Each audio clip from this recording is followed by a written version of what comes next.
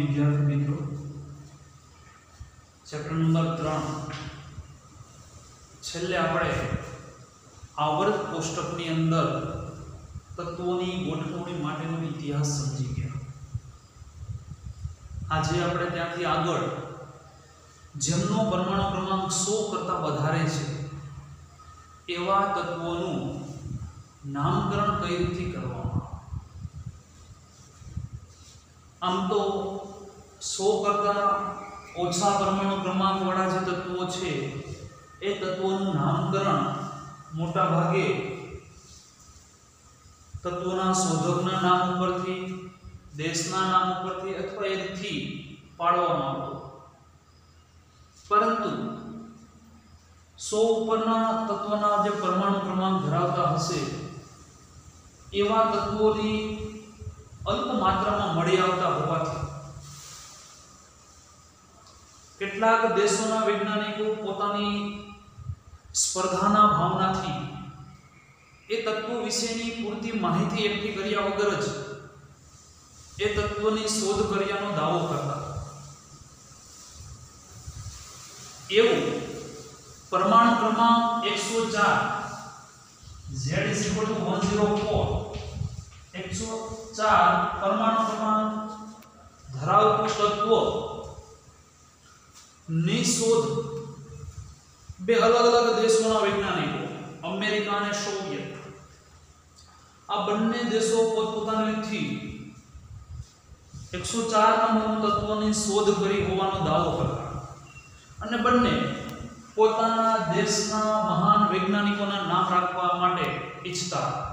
પરમાણુ ક્રમાંક 104 અમેરિકાવાળા હતા એ 104 નંબરના તત્વનું નામ એ રુદ્રપોડિયમ રાખવા માંગતા હતા અને સોવિયત નામના જે સોવિયત દેશના જે વૈજ્ઞાનિકો હતા એ એમના મહાન વૈજ્ઞાનિક કુર્ચોટેવિયમ એ તત્વનું નામ રાખવા માંગતા। બંને પાસે સંપૂર્ણ માહિતી છે કે કેમ એ નક્કી કર્યા વગર એનું નામ કઈ રીતે રાખવું એટલા માટે international union of Pure and Applied Chemistry International Union of Pure and Applied Chemistry એટલે IUPAC દ્વારા 100 કરતા વધારે તત્વોના નામકરણ માટે એક સંજ્ઞા જાહેર કરી અને એને આધારે એનું નામકરણ કરવામાં IUPAC દ્વારા જે તે તત્વોનું નામકરણ કરેલું છે। ત્યારબાદ તો કે IUPAC એ જે દેશના વૈજ્ઞાનિકો તત્વોની શોધ કરે છે એ શોધને ચકાસ્યા બાદ જ એ દેશના વૈજ્ઞાનિકોનું નામકરણ રાખવાનું છે। જેમ કે આ તત્વ જે છે એમાં બે દેશોના અમેરિકા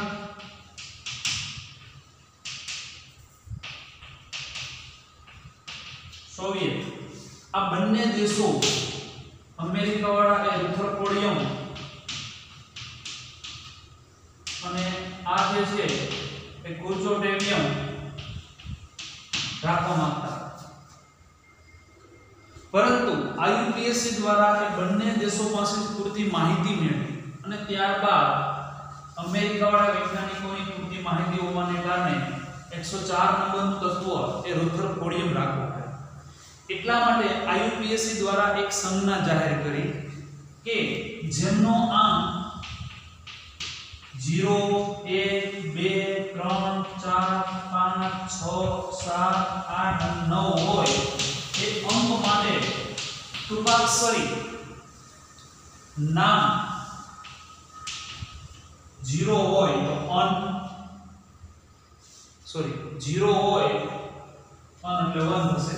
0 હોય એટલે નીલ, 1 હોય તો અન, 2 હોય તો બાય, 3 હોય તો ટ્રાય, 4 હોય તો ક્વાડ, 5 હોય તો પેન્ટ, 6 હોય તો હેક્સ, 7 હોય તો સેપ્ટ, 8 હોય તો ઓક્ટ, 9 હોય તો ઇન। આ ટૂંકાક્ષરી નામ નથી કહેતા જેની ટૂંકી સંજ્ઞા 1 માટે n સોરી નીલ માટે n, અન માટે u, આના માટે v, t, q, p, h, s, o અને e. દાખલા તરીકે વિદ્યાર્થી મિત્રો 101 તત્વનું નામ લખવું છે તો IUPAC દ્વારા 1 એટલે કે અન, 0 એટલે કે નીલ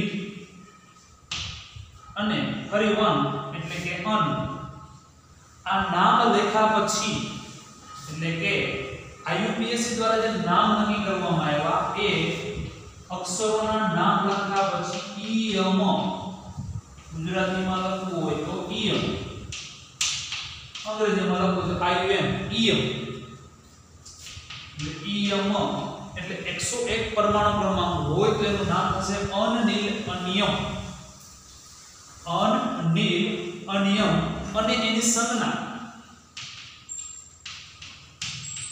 સંજ્ઞા લખવી હોય તો u પહેલો અક્ષર હંમેશા કેપિટલ હોય, બીજો અક્ષર સ્મોલ n અને ત્રીજો અક્ષર સ્મોલ એટલે u and u. દાખલા તરીકે આ જ રીતની ગણતરી કરતા તમારે 120 નંબરનું જે પરમાણુ ક્રમાંક 120 ધરાવતું હોય એનું નામ લખવું હોય તો 1 એટલે અન, 2 એટલે બાય અને 0 એટલે નીલ અને પાછળ ઈયમ અને અનબાયનિલિયમ એ પ્રકારે એનું નામ થશે અને એની સંજ્ઞા u, b અને n વડે દર્શાવી શકાય. દાખલા તરીકે તમારે 590 પરમાણુ ક્રમાંક ધરાવતું જો તત્વની સંજ્ઞા પૂછવામાં આવે સંજ્ઞા તો 5 માટે સંજ્ઞા થશે કેપિટલ P, 9 માટે સ્મોલ e અને 1 માટે સ્મોલ m એટલે પેન. નામ જો પૂછે તો આનું નામ થશે પેન, ઇન અને નીલ ઈયમ એટલે નામ વાંચે તો પેન અનિયમ આ પ્રકારે એનું નામકરણ થશે. એટલે વિદ્યાર્થી મિત્રો કોઈ પણ 999 સુધી તત્વોની સંજ્ઞા આ ટૂંકાક્ષરી નામકરણ અંક અને એને આધારે સરળતાથી લખી શકીએ અને ઘણી બધી વખત આવા પ્રશ્નો એ નીટ અને જી જેવી પરીક્ષાઓમાં પણ પૂછાય છે. એટલે ખાસ અગત્યનો ટોપિક માત્ર ને માત્ર 100 થી વધુ પરમાણુ ક્રમાંક ધરાવતા તત્વોના નામકરણ માટેનો કોષ્ટક જ આપણે યાદ રાખીએ અને નામની પાછળ ઈએમ યાદ રાખીએ તો એને આધારે ઘણા બધા તત્વોના નામકરણ IUPAC દ્વારા જે નક્કી કરવામાં આવ્યા છે એ લખી શકીએ.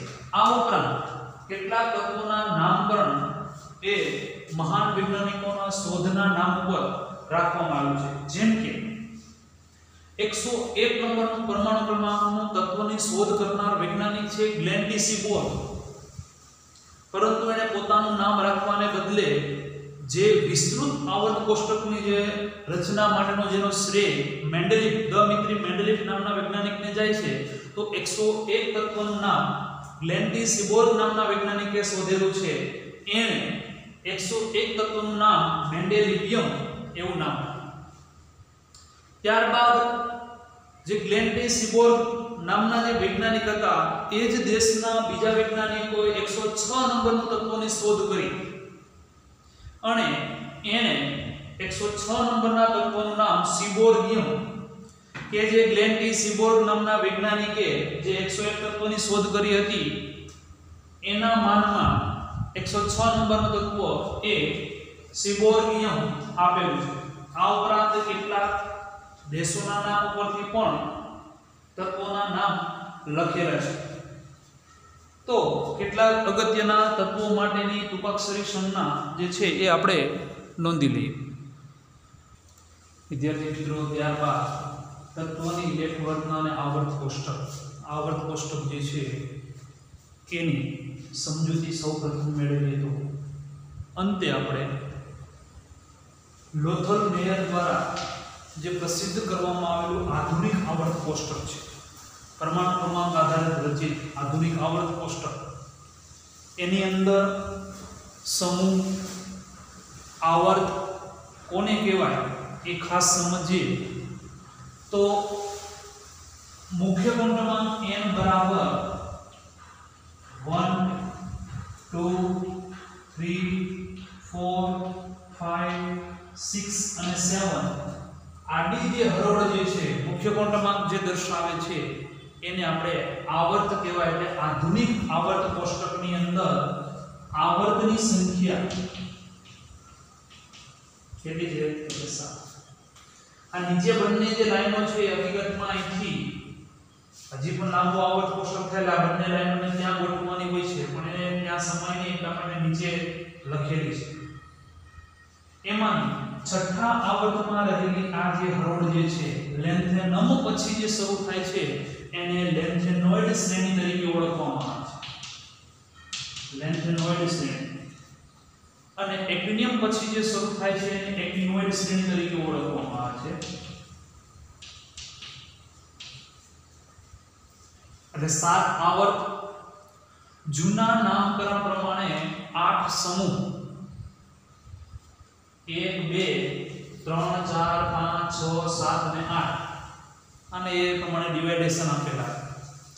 એટલે 8 જ સમૂહ હતા. આઈયુપીએસસી દ્વારા નવું નામકરણ થયું અને એને આધારે સમૂહની સંખ્યા 1 થી 18 એટલે સમૂહ 1 2 3 4 5 6 7 8 9 10 11 12 અહીંથી 13 14 15 16 17 અને 18 આ રીતથી વર્ગીકરણ કરવામાં આવે છે. એટલે કે સમૂહ કેટલા છે? 18 ફેમિલી જેને કહેવામાં આવે છે. આવર્ત જે આડી હરોળ દર્શાવે છે અને ઊભા સ્તંભ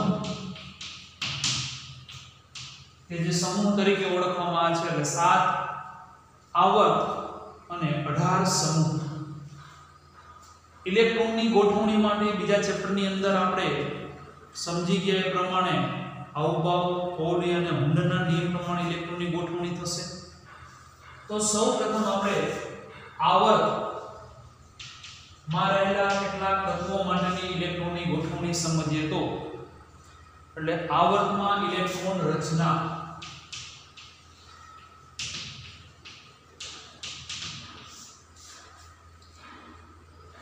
આવર્ત 1 પહેલો આવર્ત ક્યાંથી શરૂ થાય છે તો કે પહેલો આવર્તની અંદર માત્ર ને માત્ર 2 જ તત્વો છે અને એટલા માટે એને અતિ લઘુ આવર્ત તરીકે ઓળખવામાં આવે છે.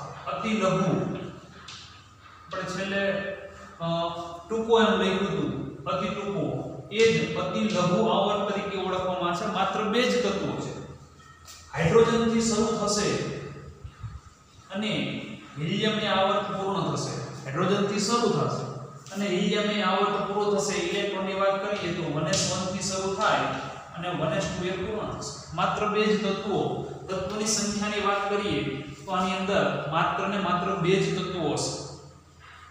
બીજો આવર્ત અને ત્રીજો આવર્ત એ બંનેને બીજો આવર્ત એને પ્રથમ લઘુ આવર્ત તરીકે ઓળખવામાં આવે છે.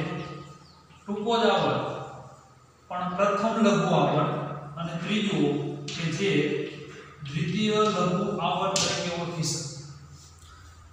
પ્રથમ લઘુ આવર્તની શરૂઆત લિથિયમ થી શરૂ કરીને નિયોને પૂર્ણ થશે. લિથિયમ થી શરૂ કરીને નિયોન કુલ 10 તત્વો ધરાવે છે. આની અંદર માત્ર ને માત્ર હું જે રાઉન્ડમાં દર્શાવું જે તત્વોની સંખ્યા દર્શાવું છું 2 જ તત્વો છે. આની અંદર જે તત્વોની સંખ્યા છે એ 8 તત્વો અને ત્રીજાની અંદર પણ 8 તત્વો હશે. ક્યાંથી શરૂ થશે તો કે સોડિયમ થી શરૂ થઈને આર્ગોન સુધીમાં એ પૂર્ણ થશે.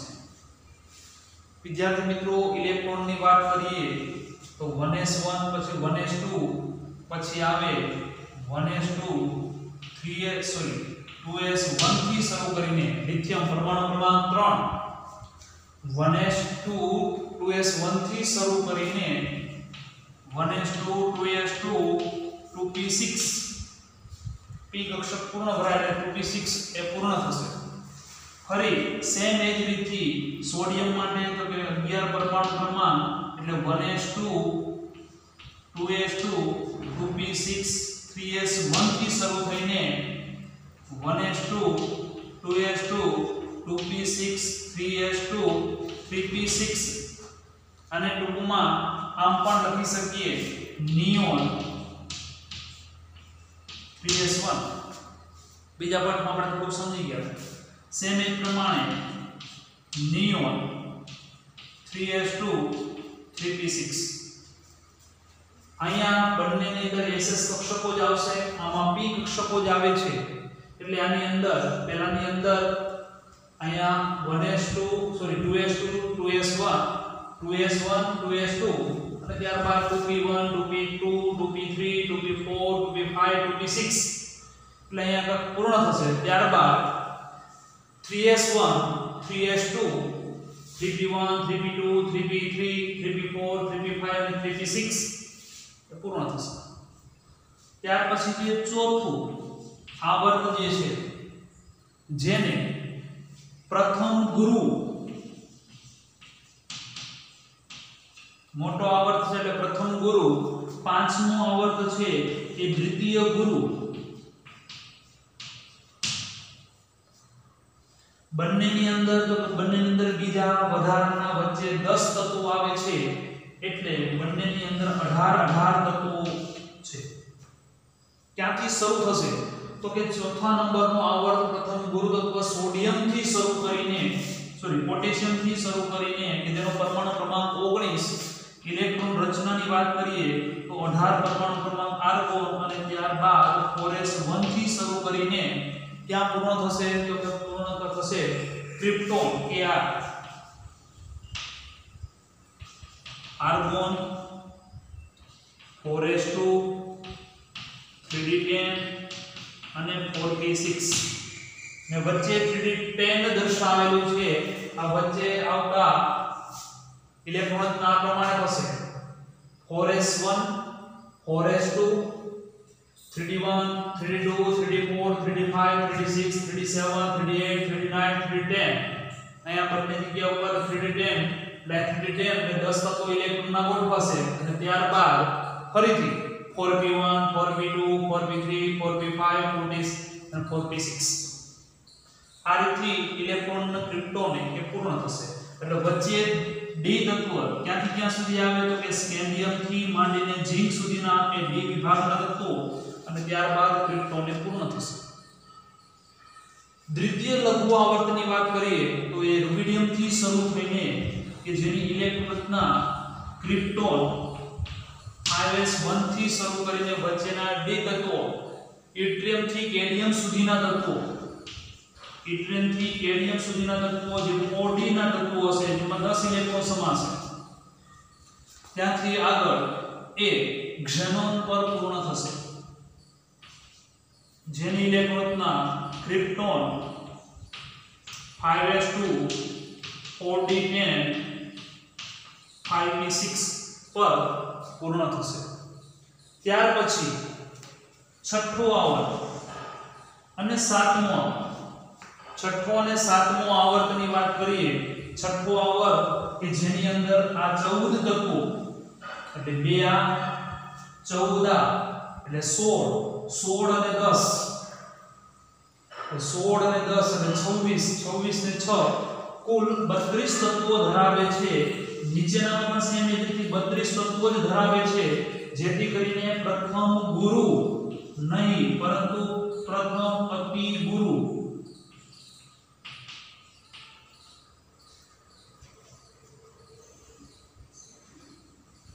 અથવા પ્રથમ અતિ લાંબુ આવર્ત અને અહીં દ્વિતીય અતિ લાંબુ આવર્ત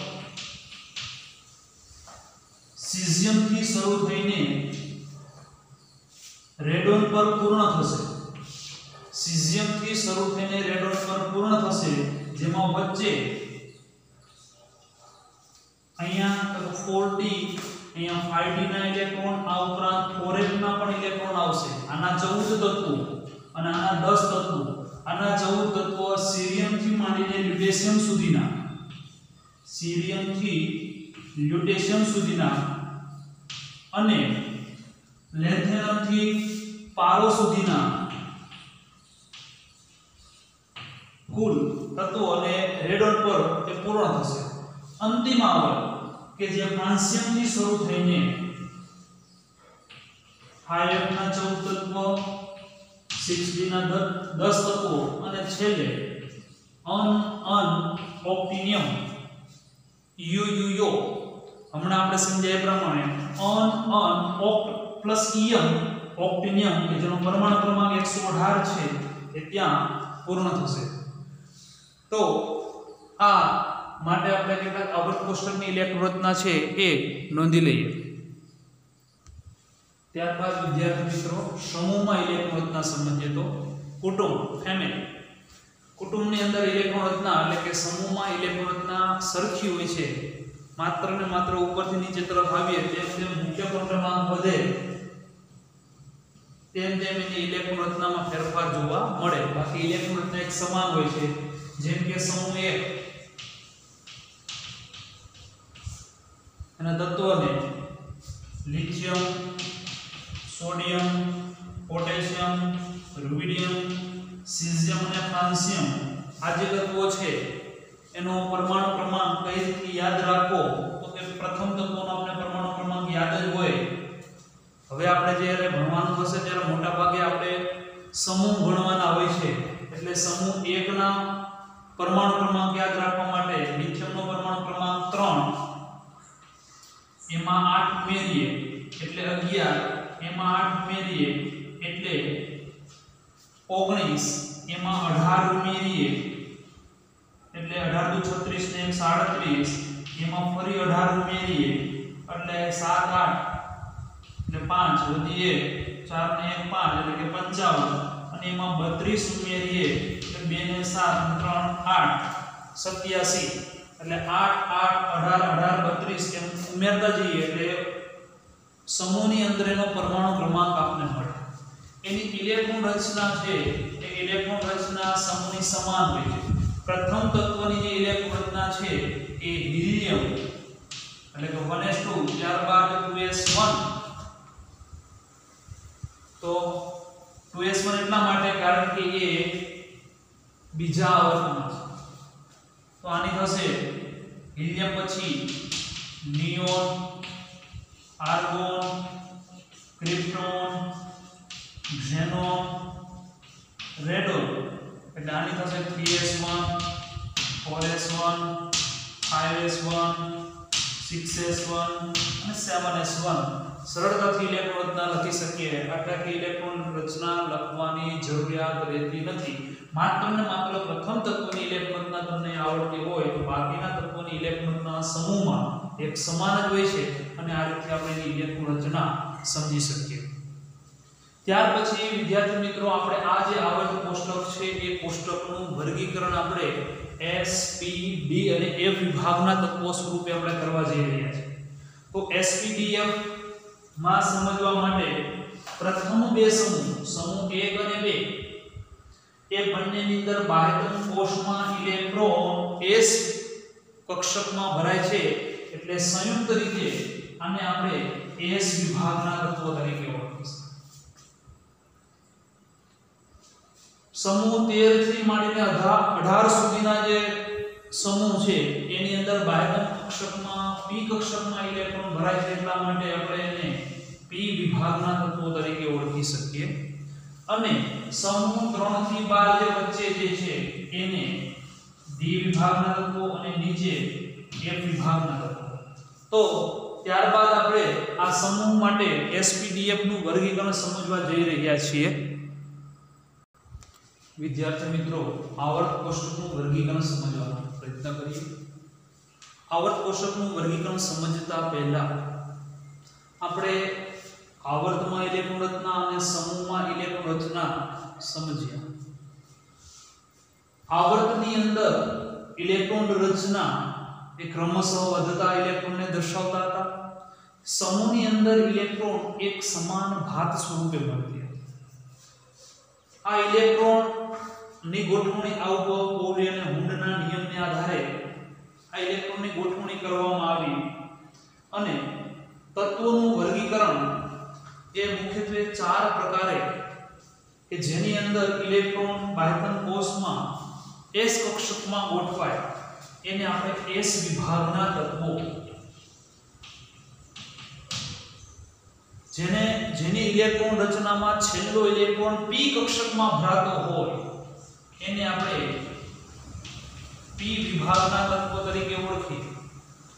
જેનો છેલ્લો ઇલેક્ટ્રોન એ d કક્ષકમાં ઇલેક્ટ્રોન ભરાતો હોય એવા તત્વને d વિભાગના તત્વો અને જેનો છેલ્લો ઇલેક્ટ્રોન f કક્ષકમાં ભરાતો હોય એટલે ઇલેક્ટ્રોનની ગોઠવણીને આધારે આવર્ત કોષ્ટકનું વર્ગીકરણ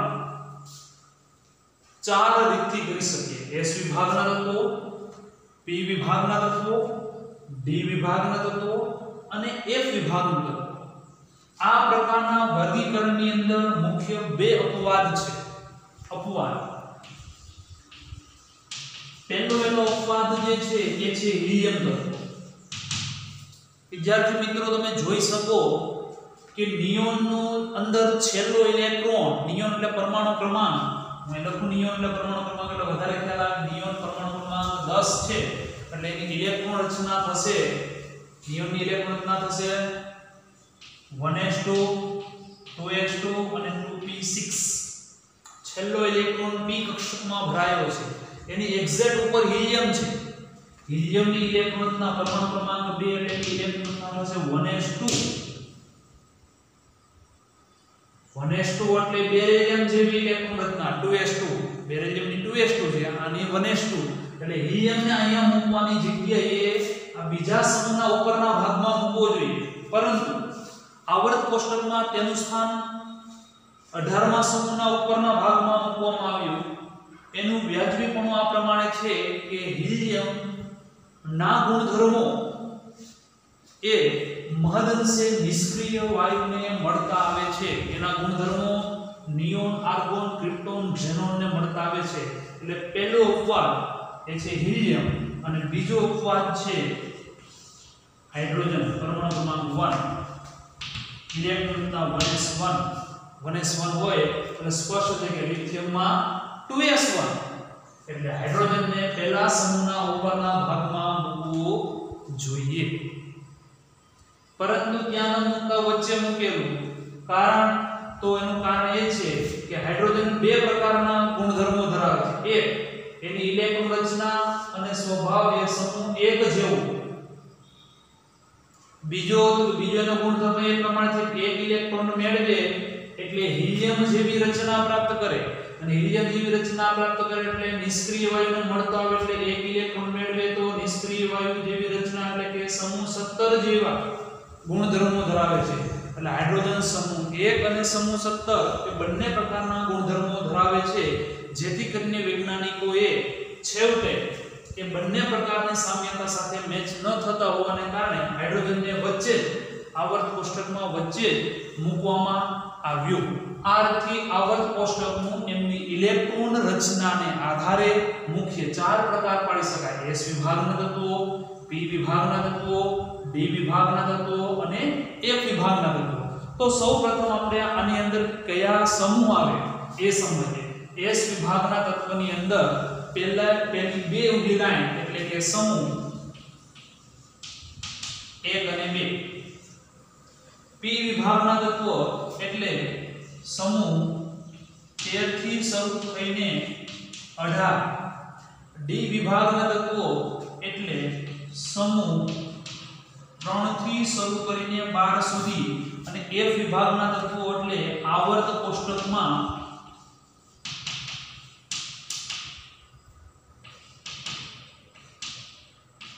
નીચેની જે આડી હરોળ અહીં તમે જોઈ શકો એ F વિભાગના તત્વો દર્શાવે છે. તો આપણે હવે એને ડિટેલમાં સમજીએ. સૌપ્રથમ આટલું નોંધી લઈએ. વિદ્યાર્થી મિત્રો, સૌપ્રથમ આપણે S વિભાગના તત્વની ચર્ચા કરીએ તો S વિભાગના તત્વો એટલે કે સમૂહ 1 અને સમૂહ 2 સમૂહ 1 અને 2 ના તત્વો પહેલો સમૂહ એટલે લિસોપોકેરુસિફ્રા યાદ રાખવા માટે લિસોપોરુસિફ્રા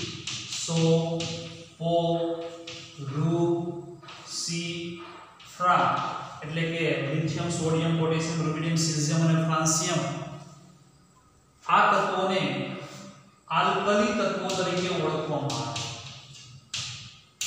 આલ્કલી સમૂહ 1 નું બીજું નામ આલ્કલી તત્વો. શા માટે આલ્કલી તત્વો તરીકે ઓળખવામાં આવે છે તો એનું કારણ છે કે સરળતાથી આલ્કલાઇન એટલે કે બેઝિક દ્રાવણો આપતા હોવાને કારણે આલ્કલી તત્વો જ્યારે સમૂહ 2 barium magnesium calcium strontium barium radium આ જે તત્વો છે એને આલ્કલાઇન અર્ધધાતુ